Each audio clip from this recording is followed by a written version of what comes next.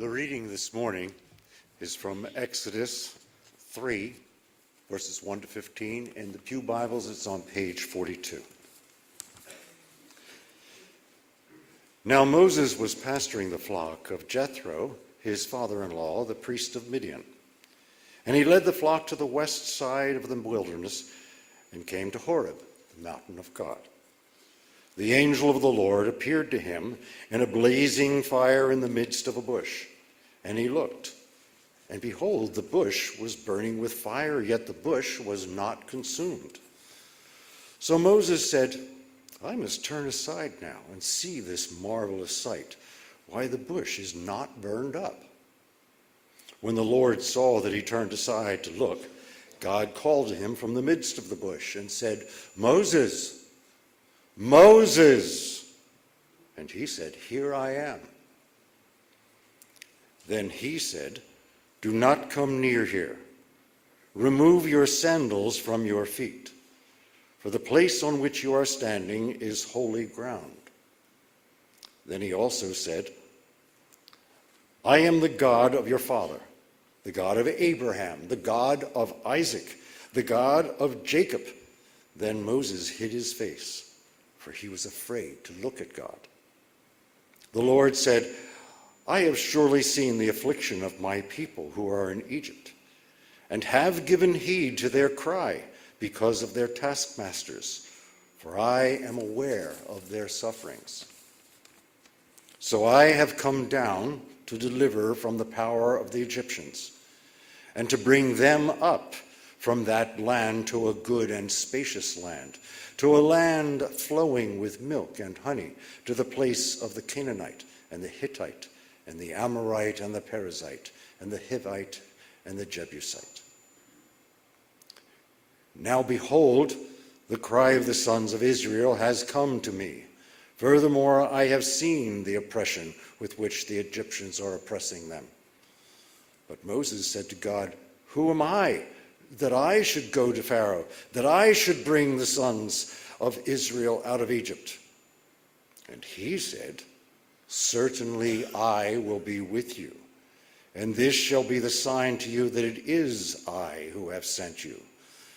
When you have brought the people out of Egypt, you shall worship God at this mountain. Then Moses said to God, Behold, I am going to the sons of Israel, and I will say to them, The God of your fathers has sent me to you. Now they may say to me, What is his name? What shall I say to them? God said to Moses, I am who I am. And he said, Thus you shall say to the sons of Israel, I am has sent me to you. God said furthermore to Moses, Thus you shall say to the sons of Israel, The Lord, the God of your fathers, the God of Abraham, the God of Isaac and Jacob, has sent me to you. This is my name forever, and this is my memorial name to all generations. Blessed be the reading of this word.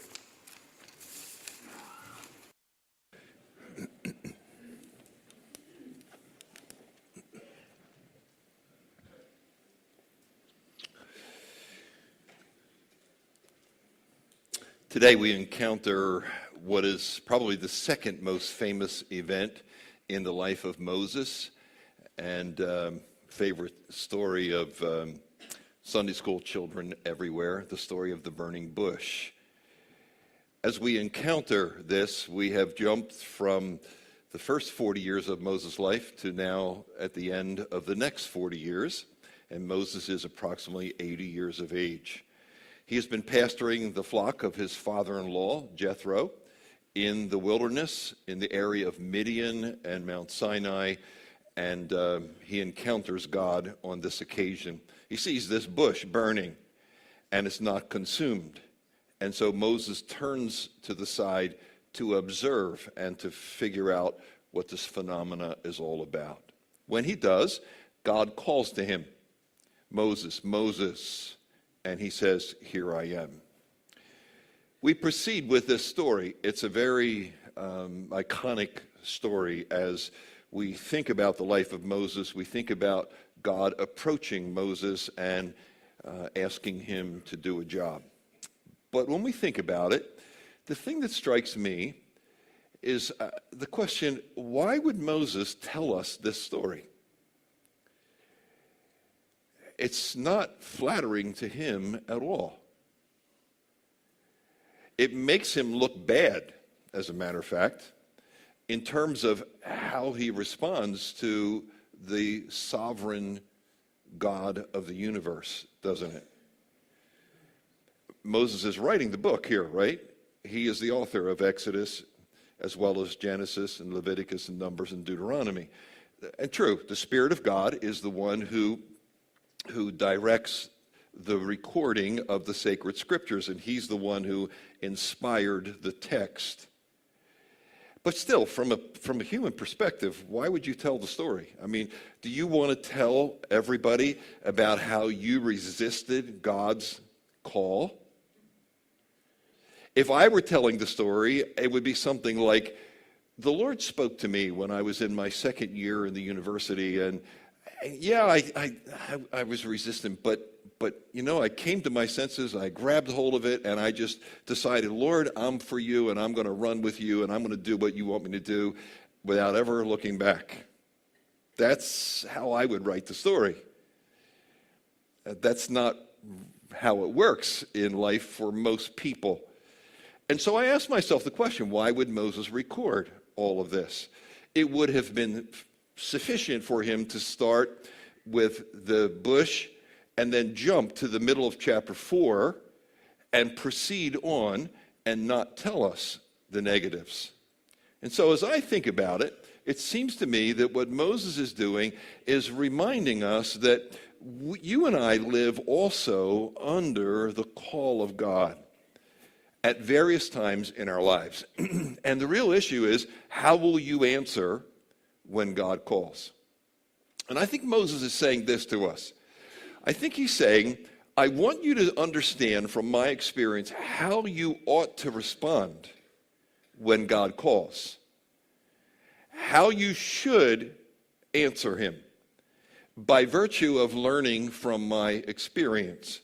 And so as we look at it this morning, I want to share with you in the moments that we have 5 things that come out of this. 5 times Moses puts God off. 5 times he objects or he shares his hesitancy, depending on how you want to look at it. 5 times he refuses to simply say to God, okay, let's go. And we learn from that, I think, several things that hopefully will be helpful for us. Number 1, when God calls, make sure it's God who's calling. All right, we have in the story God coming to Moses and identifying himself. After he called to Moses, Moses says, here I am. He says, I am the God of your father, the God of Abraham, the God of Isaac, and the God of Jacob. I have surely seen the affliction of my people who are in Egypt, and have given heed to their cry because of their taskmasters, for I am aware of their sufferings. And he concludes, as he gets down a little bit further, he says, I have seen the oppression with which the Egyptians are oppressing them. Therefore come now, and I will send you to Pharaoh, so that you may bring my people, the sons of Israel, out of Egypt. So what God does is to make himself known to Moses. He identifies himself. I am the God of your father, Abraham, and the God of Isaac, and I am the God of Jacob. And he's almost redundant in saying that through the passage as he emphasizes that it's about him. When he makes the mission known, Moses reneges at this point. Moses responds at this point with his own personal insignificance, doesn't he? He says, oh, who am I that I should go to Pharaoh and that I should bring the sons of Israel out of Egypt? Have you ever done that? God calls in the form of a pastor who calls you and asks you to take on a certain ministry, or somebody in the church who calls and says, I'd like you to teach this class, or I'd like you to lead this grace group, and you say, who am I? It's kind of a natural response, isn't it? There's a balance between our own insignificance, our own lack of perhaps experience or desire or whatever, and on the other hand, being really cocky. Moses doesn't say, you know, God, I've been waiting here for 40 years. It's about time you got around to me again. He doesn't say that. Instead, his response is, who am I? Well, Moses, we just have been through the text that says that you've been reared by godly parents and given a vision. You have been schooled in Egypt, and so you have this PhD from the University of Egypt. You have experience in the household of Pharaoh. You know the politics and the workings of the country. You are mighty in word and in deed, according to Stephen's assessment in the New Testament. Moses says, who am I? I think many of us respond that way when we're asked to serve. And so his response is, who am I? And God says to him, and this is how we understand his objection. God says to him, I'll be with you. I'll be with you. See, he says, certainly I will be with you, and this shall be the sign to you that it is I who have sent you. When you brought the people out of Egypt, you'll worship me at this mountain. The issue is not about you, Moses. It's about me, God. Moses says, I'm a nobody to do this. And God says, exactly. Exactly. Now you get the picture. When you tried to do this 40 years ago, you thought it was you. It's not you, it's me. And so when God calls, make sure that you respond to God, that he's the one who's calling. Now, how does that work for us? Well, sometimes we're asked to do things, and people like to do things because they like to be large and in charge, right? Sometimes people take on ministries and opportunities because they like to tell people what to do. They like to be the ones who make the decisions. They like to be the ones who are responsible for leading other people. And Moses tried that, and that wasn't God's way. So now, 40 years later, God comes to him, and his response is totally different. He says, who am I? And God says to him, you're in exactly the spot I want you to be in right now. When you say, who am I to do this, that lets me be with you and accomplish my purposes. That's what he wanted.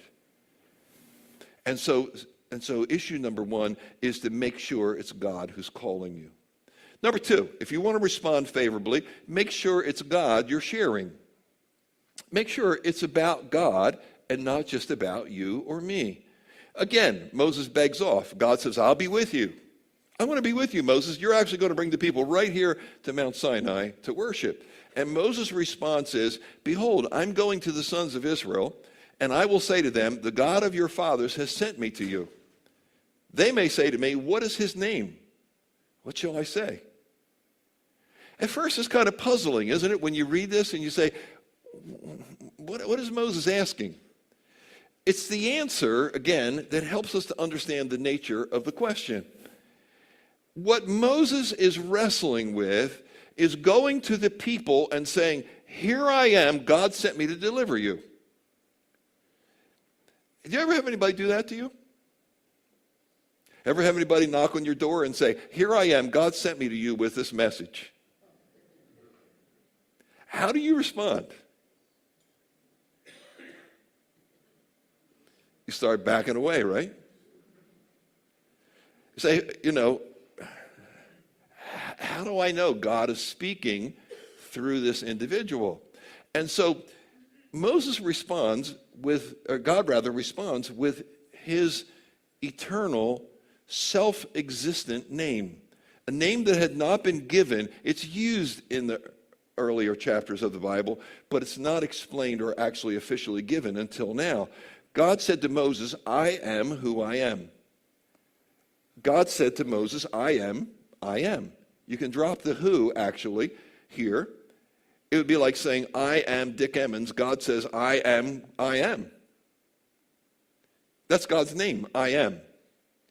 In Hebrew, it's the 4 letters, right? And we sometimes refer to it as Yahweh. It's the 4 letters of the verb to be. And when God says, I am, he's saying, Yahweh, Yahweh. I am, I am. His name is simply being, existing. His name is I am. See, he says, you shall say to the sons of Israel, I am has sent me to you.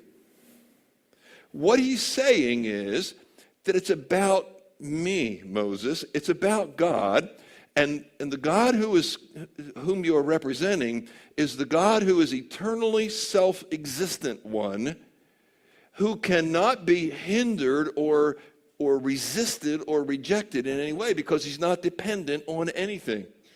He's not dependent on air or water or opinion or a vote or whatever. He is the one who does what he wants to do. His name is simply I am. And nobody can resist him.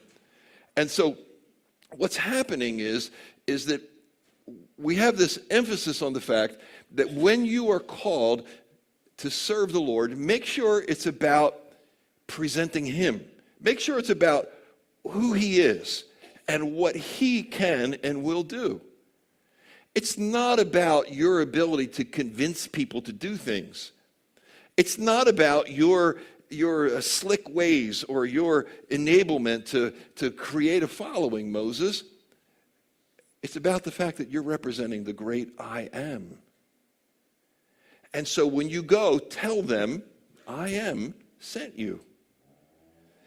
Our ministry should be built around manifesting the nature of God and revealing who he is and what he can do. He is the great I am. And this passage, God reveals his forever name.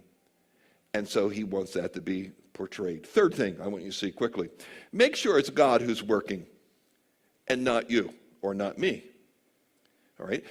Moses rejects that once again. He says, what if they won't believe me or listen to what I say? For they may say, the Lord has not appeared to you. Remember what happened 40 years earlier? Moses went out to his people. They were fighting with each other, and he tried to step in, and he offered himself to be their deliverer, and they rejected him. And so now what he's saying, as he focuses on this again, what if they reject me? What if when I come and I tell them that I'm representing the great I am, they say, he hasn't appeared to you. He's not there. And so as he works with them, it seems to me this fear of failure has reigned in Moses' life for the last 40 years. All right? The last recorded event in the first 40 years is his failure. And for 40 years, he's been walking around the desert talking to sheep. And he's been living with that failure. All right? There has been no positive movement. His people are still suffering under great oppression.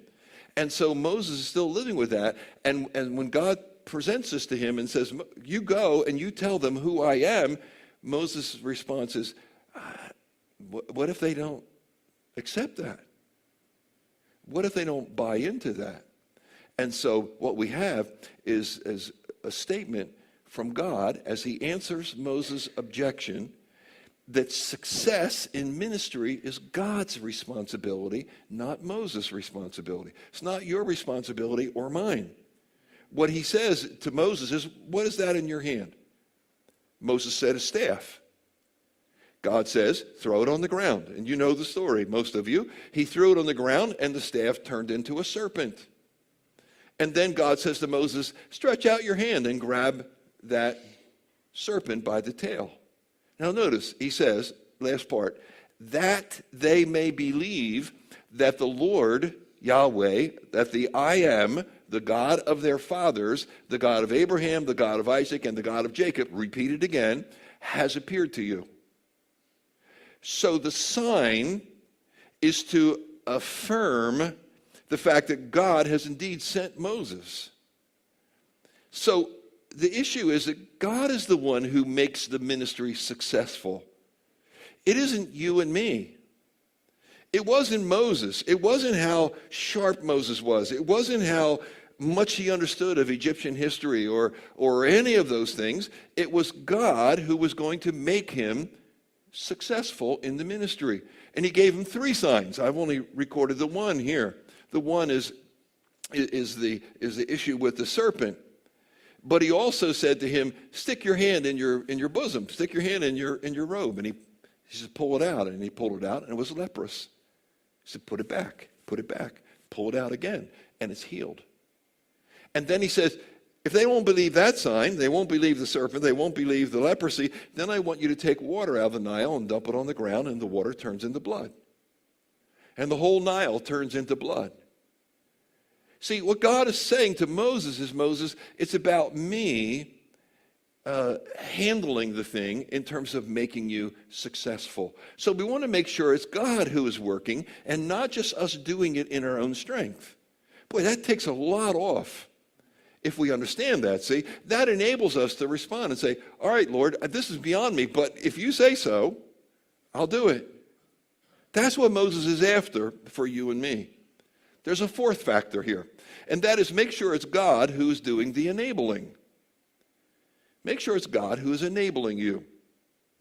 Moses objects again, and he cites now the lack of capability on his part. He says, please, Lord, I have never been eloquent, neither recently nor in time past, nor since you have spoken to your servant, for I am slow of speech and slow of tongue.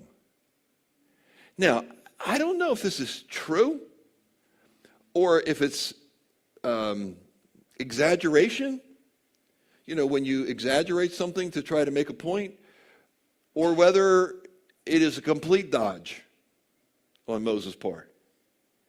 Was it true that he wasn't all that eloquent when he was a young man in Egypt? Stephen seems to say the opposite in the book of Acts. So it may be that he's sort of highlighting this as he deals with this issue. He's really wrestling with going to Egypt and delivering the people of Israel, and his response is, I'm not eloquent, I can't do that. It's the opposite of where he was 40 years ago when he presented himself to the nation of Israel. And so what God says to him is that God is the one who enables. See what his response is? We're in chapter 4 there. He says, who made man's mouth? Or who makes him mute or deaf or seeing or blind? Is it not I, the Lord? Now then, go, and I, even I, will be with your mouth and teach you what you are to say. What he's saying to Moses is, Moses, the fact that you realize that you're not slick enough, that you don't have the words, that you're not a smooth politician to bring these things about, that's exactly what I want. I will be the words in your mouth. I will teach you what to say. I will be the one to help you accomplish the ministry to which I have called you. I want to share with you a story about a man that Larry and I were in school with. The answer is that God energizes his servants. And so I want to share this story and let this man share the story in his own words. His name is Dr. Larry Moyer. He is the founder and CEO of Evantel. Evantel is an evangelistic organization, and I want you to hear his testimony about what he overcame with God's help in order to become this. If we can roll the podcast there. Larry, your own story is a powerful example of what Paul is saying in this passage. Would you mind sharing it with our listeners? I wouldn't mind at all. I was born, raised on a dairy farm in Lancaster, Pennsylvania, and born with an inherited speech defect so severe I could not pronounce the word T-H-E, the. Speech therapists call it an articulation disorder, where the tongue has no idea where to go for certain sounds. And so for that reason, they told me to give up, they mean doctors told me to give up all hope of ever being a public speaker. And from the time I was saved, the one thing I wanted to do was be an evangelist. I came to Christ through my own Bible study that was initiated through and being impressed with the outdoors. And one thing I wanted to do from the day I was saved was be an evangelist.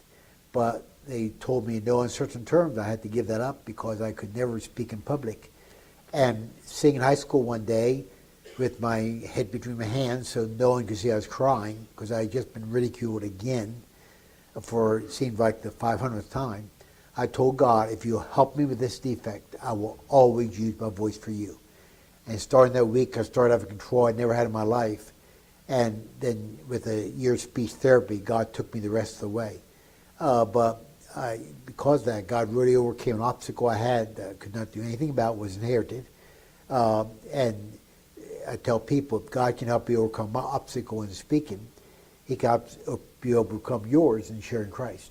Oh man, Larry, that is such an awesome story, and I would say you're a living example of this verse, this passage, and how God, and to give Him all the glory for helping you overcome that, and to be used to preach Christ to thousands upon thousands of people today is pretty awesome. I'm very grateful. I tell people, when you come from that kind of background, you don't step before any audience. It doesn't matter if it's 5 or 5,000, without being grateful to God for the opportunity. Because if it were not for what God did in my life, I could not be where I am today. And even when I went to see a speech therapist, she was very puzzled how I got to where I was.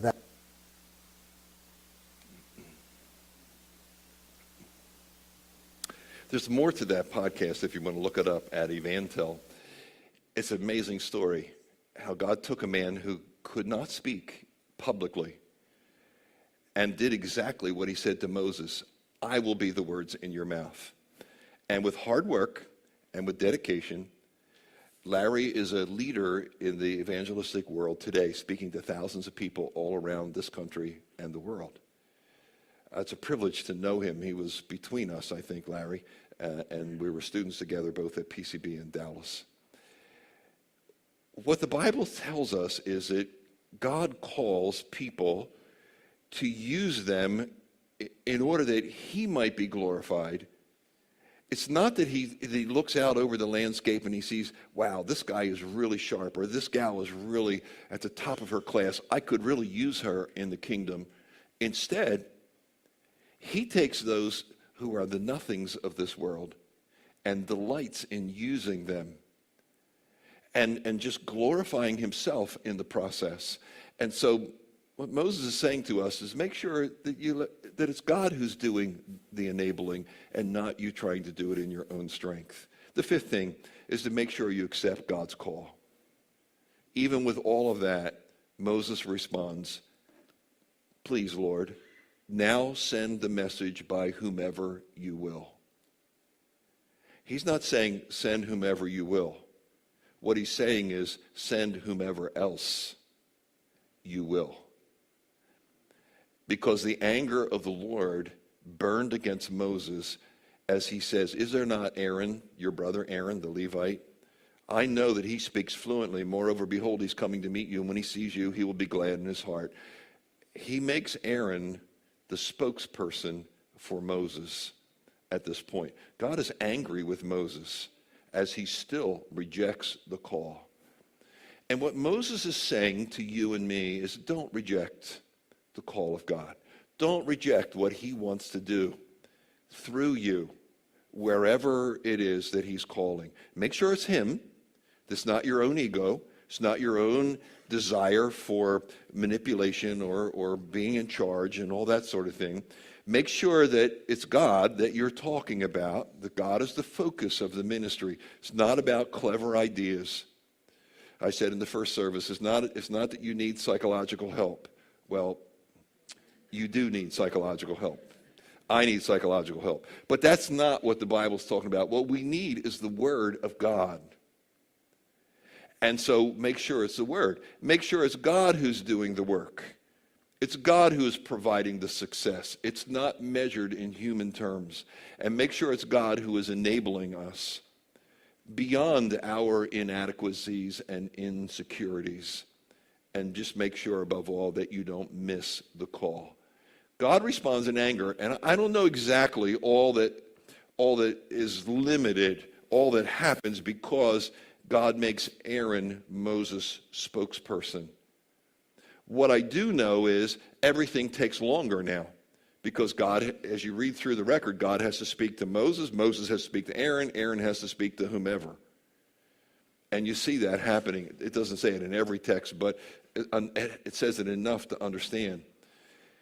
What God might have wanted to do in Moses' life, had Moses at any one of the first 4 points said, all right, God, confess to you, I'm overwhelmed by this, but I will do it.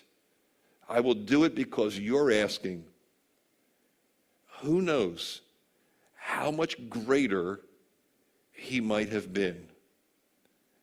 How much more might have been accomplished? How much might have been avoided in terms of some of the negative things that happened along the way? We don't know. What we know is that Moses is saying, folks, don't miss it like I missed it. Be open to God's call. Respond to what he wants you to do as you respond. God assigns Aaron to speak in Moses' place. And there are some issues with Aaron later on, as we'll see as we go through the story.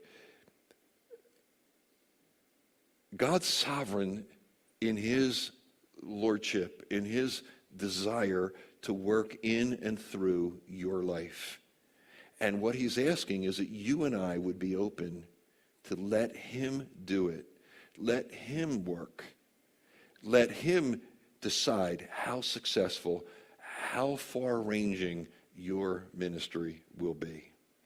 Father, help us as we bow before you, focusing on Moses and his own struggle to respond to your desire for his life. Father, I pray that you would help us to take these words from Moses and understanding how reticent he was, how hesitant, and how he missed out. I pray, Lord, that you would help us to be much more positive as we simply embrace what you ask us to do and trust you to make it happen. Lord, we desire to honor you and to glorify you in all that we do. Help us to do that, I pray. In Jesus' name, amen. Thank you. God bless you.